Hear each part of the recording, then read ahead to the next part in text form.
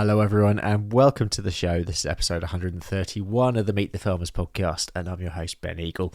In today's show, which is shorter than normal, I am going to bring you a few snippets of conversations I had with people at the Farm Business Innovation Show, which I went to last week. The NEC in Birmingham was completely packed, both with delegates interested in the next big farm diversification opportunity and plenty of businesses eager to show off what they do. There are also dozens of presentations on anything from finance to green energy. So here's some of the chats that I had along the way, starting with Andy Venables from Hills Green, which is a digital marketing agency. Really good to see you, Andy. Good morning, Ben. Firstly, how's the conference? How's it going so far? It's still early days. You're here for a couple of days, I take it? Yeah, we're here for both days. I mean, it's great to feel back to normal. You know, people are out and people are doing business, so it's it's really good. Yeah. How has the last 2 years been for you?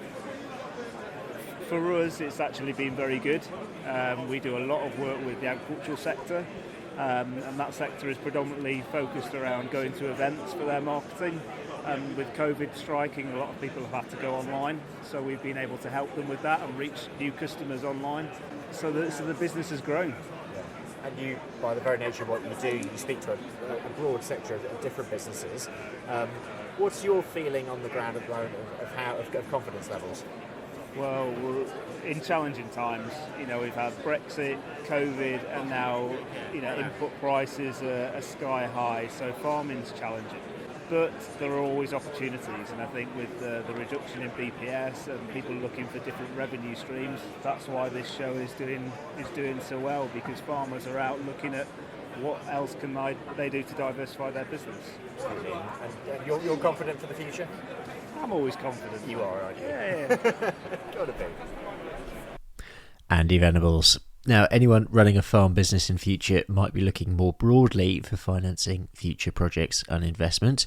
And with that in mind, I spoke to a few people at the show connected with such financing, including Folk to Folk.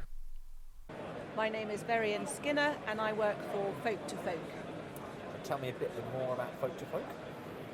Folk to Folk is a national marketplace lender. We specialise in facilitating funding for farmers and landowners, particularly those that are looking to diversify. And the show so far, I mean, we're still on the first day. Are you seeing quite a diverse sort of mix of potential customers coming through?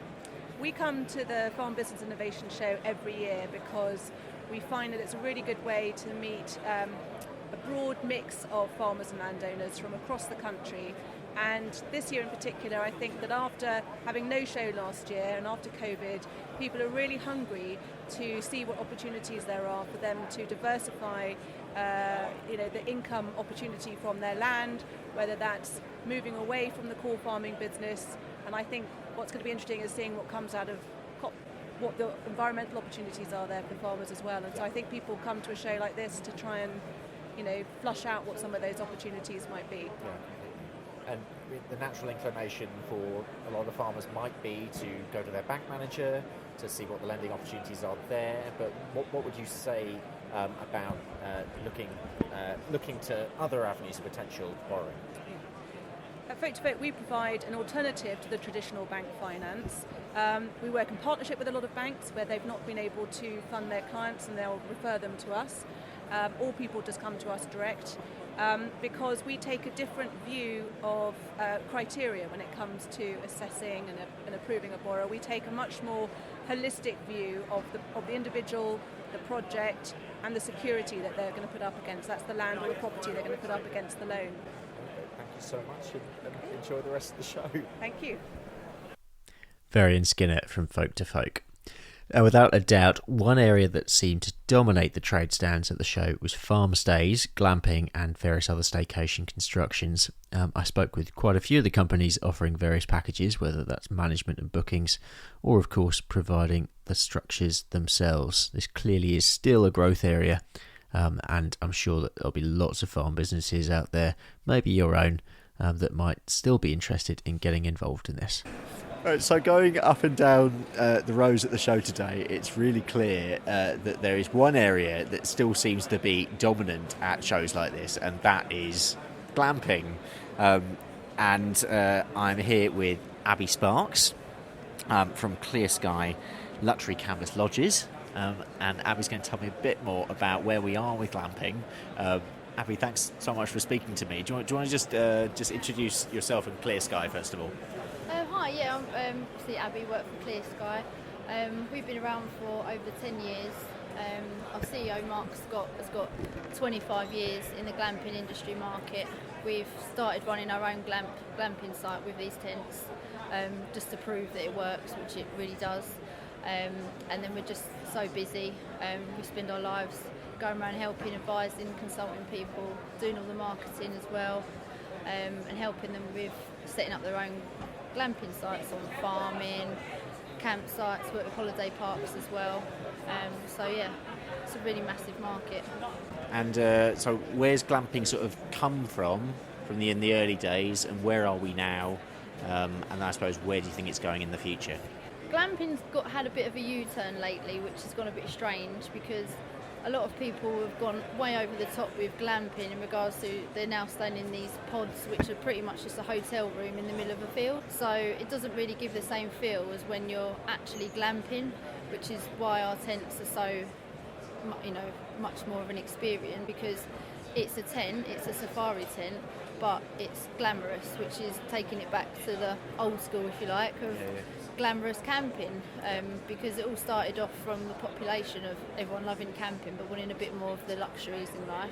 The glamping industry is just going to get bigger and bigger because everyone's decided they want to explore the UK a lot more, which is great for everyone, and so many more people are diversifying off the land, on their farmlands, and landowners as well have realised, I think, they want a less stressful life and looking for different ways to make income, and it really helps. Yeah. And I mean, you've been it's only the first day of the show and you've been absolutely rammed in here today. I know, because I've come in various times through the day wanting to speak to you, and you've been with a customer or someone interested in asking questions. Yeah. What have been the sort of questions that people have been asking? The main ones, really, how long the tents last, how long can they stay up through winter, which, yes, they're built as permanent structures, so they stay up all the time. Just take all your soft furnishings out and zip the tent up and have a rest for a couple of months. But yeah, they're very, they're pretty indestructible, up to, well over 70 mile an hour winds, fully waterproof. There's not really much that can go wrong. And obviously, with last year, staycations became massive. Do you still see there's growth in staycations, or are we sort of seeing peak staycation? Definitely, it's going to get bigger and carry on. Because everyone's looking into different ways that they can enjoy their life without being, disruptive with their travel plans. People are fed up with that. They just all want to go on holiday and have a good time. So it's actually made people explore their own country a lot more and see what's on offer, and also helped other people make money from their lands. And even though what has happened over the last few years hasn't been fun in different areas, it's made people think differently about their life and what they want to experience, and everyone wants to be in the outdoors a lot more because you're not restricted, so less restrictions the better. And just giving you a bit of a plug, how do people find out more about you guys? Visit us on safaritents.net.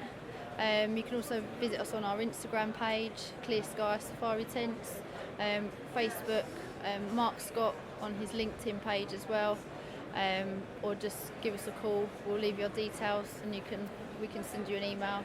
Yeah, Abby, thank you very much. Thank you. There was honestly so much at the show, and I'm only able to give a brief flavour on here. The best thing I can say to anyone who's looking for some inspiration for a diversified business or a new venture is to actually just go to one of these shows and get inspired. To finish us off, here is one example of one of the more unique businesses that I visited at the show. Great. So one of the more interesting, more unique, I would say, stands that I've come to is Rent a Dinosaur, and I'm with Anna. Anna, can you tell me a little bit about what you do and why you're here? Well, we've come here because a lot of farmers want to diversify. They want to bring in income to their farms, and We have the mad collection of dinosaurs which bring money in. We can help you sell tickets, we can help create lots of fun family entertainment. We make it lots of slapstick entertainment as well as lots of educational stuff woven in. But we just love putting smiles on faces, which we need more than ever, don't we, at the moment? And so dinosaurs definitely are a way of doing that.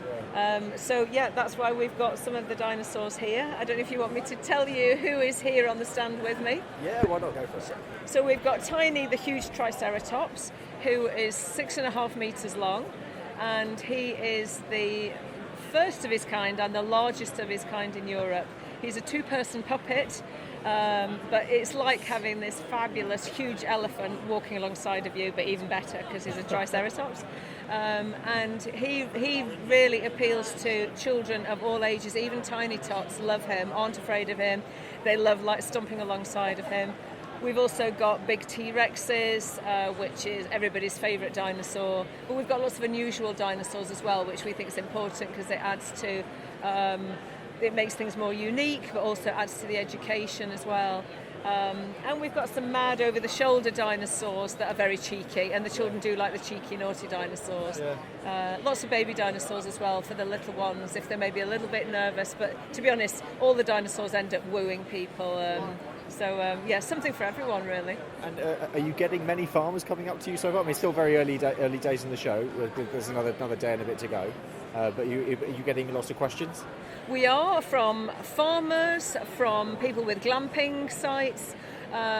We've actually just done a farming weekend, which was a sell-out event from people that we met at the show last time. We have a few people that we met here at the show, new clients, which is very exciting. But people who maybe were nervous of taking a risk. Do we invest in dinosaurs when it seems maybe like a bit incongruous to what they were doing? But they've just kind of like had sell-out events with lots of happy children. In fact, we had one lady at that weekend who came up to us who said she'd been to every dinosaur show going in the last 10 years because of her various children. She said we were the best dinosaur show that she'd been to, the best dinosaurs. We love high quality, that's important for us. And also she just loved the comedy performance as well as the education. So that obviously also made our day as well. But yeah, we'd love to hear from some of your farmers out there. Get in touch with us at Rent a Dinosaur. I hope they do, and thank you so much. Good luck with the rest of the show. Thank you, it's been a pleasure talking to you. In the 5 years that I've been making this podcast, I've seen and spoken about quite a lot of diversifications, but renting dinosaurs for events, that was definitely a new one on me. Check them out. That's it for today's show. Next week, I'll be coming to you from the East of England Farming Conference, which is taking place later this week. I'm hoping to speak to some of the speakers and delegates there. East of England Farming Conference next week. I hope you can join me then. But until then, have a great week.